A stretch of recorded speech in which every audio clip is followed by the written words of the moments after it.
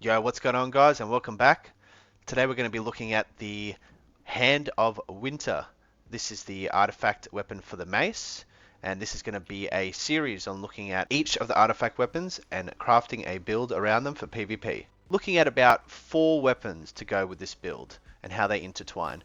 Now, the reason I think 4 weapons is a good amount, it's a decent amount of weapons to be able to swap between, and it's not too many for the average player or even experienced player to have any issue with.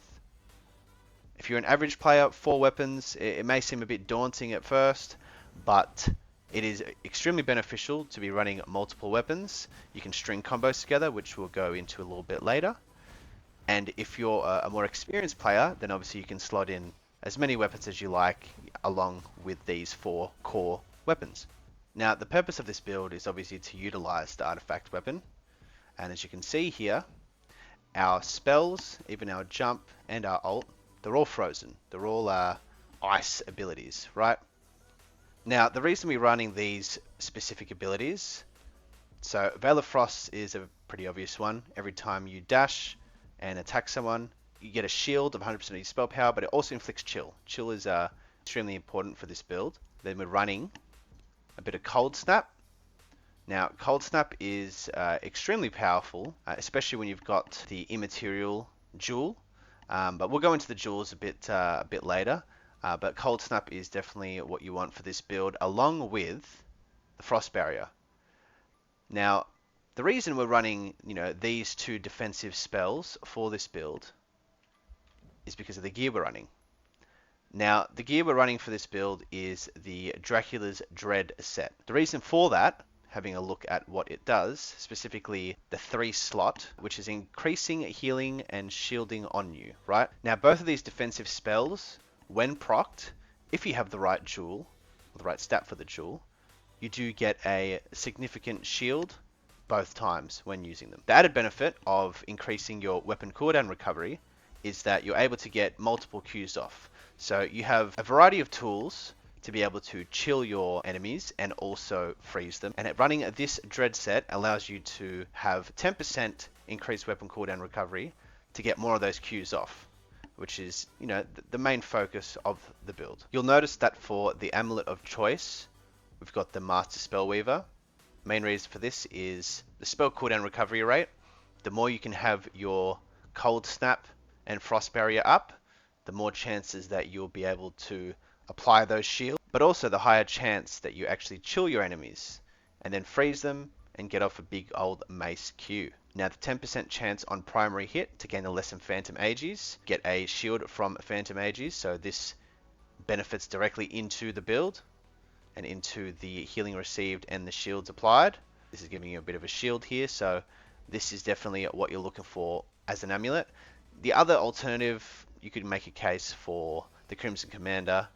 Weapon skill life leech, whenever you're using your mace Q, once they're frozen, it is a lot of damage and you are healing a lot back. So there is a case for the Crimson Commander as your amulet of choice. Now let's have a look at the jewels that we're running for this build. Starting off, we'll get with the Veil of Frost.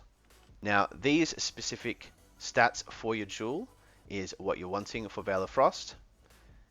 As you can see, inflicting chill on your enemies, inflicting freeze, followed up with your mace Q, but also the last stat here in increasing your shield absorb amount.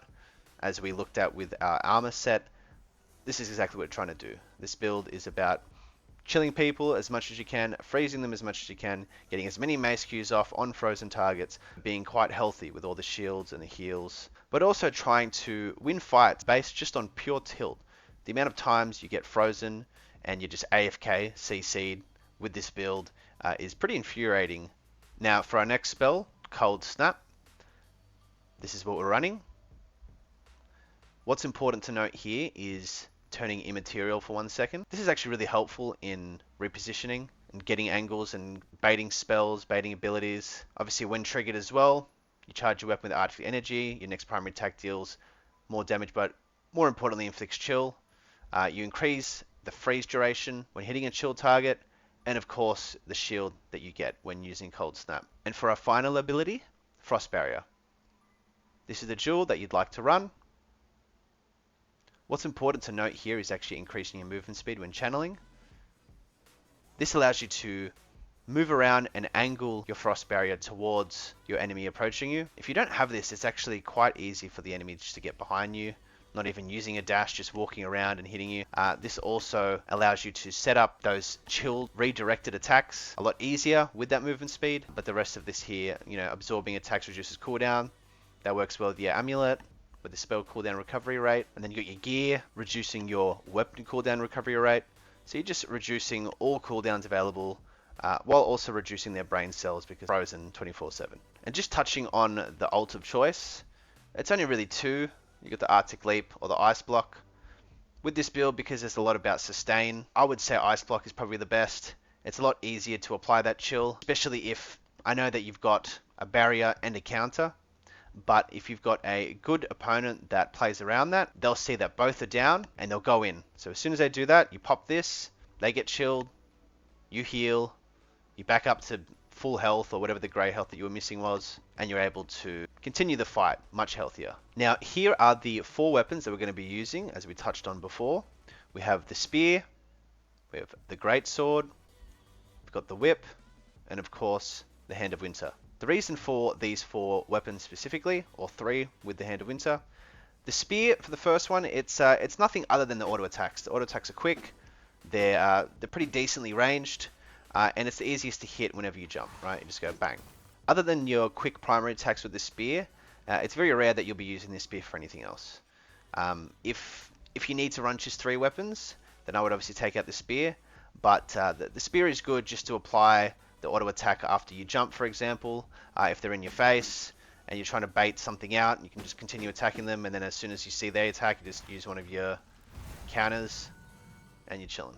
The next weapon, we've got Greatsword. Now the Greatsword works really well with the mace for a couple of reasons. First being comboing, very easy combo is that. Obviously you incorporate the whip into that, but Greatsword Q into Mace E is a true combo. You can't iframe it after you've been Greatsword Q, you can't dodge it. It just works really well as a combo. Another combo you can use using the Greatsword, the mace, and the whip.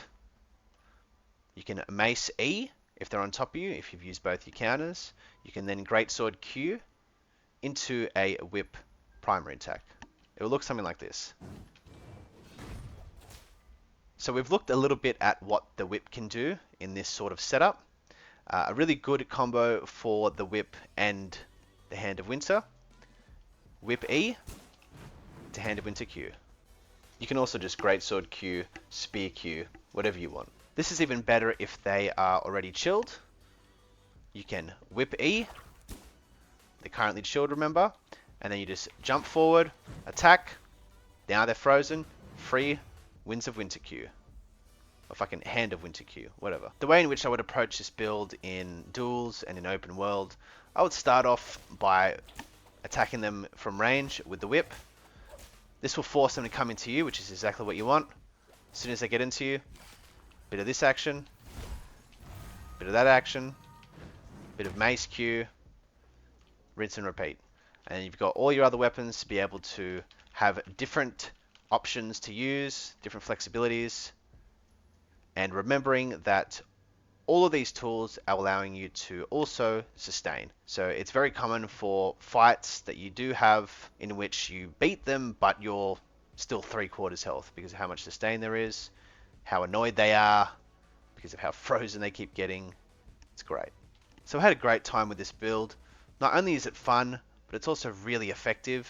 The sustain that you get from all of these tools with your shields, your heals, the increasing of the heals and shields with your armor, your weapon cooldown recovery, your spell cooldown recovery, the jewels doing sort of the same thing, and utilizing the Hand of Winter Q.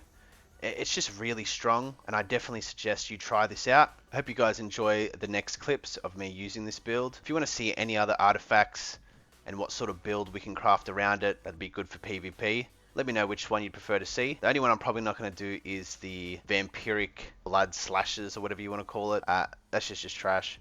But anything other than that, let me know and I'll cover it. But without further ado, enjoy.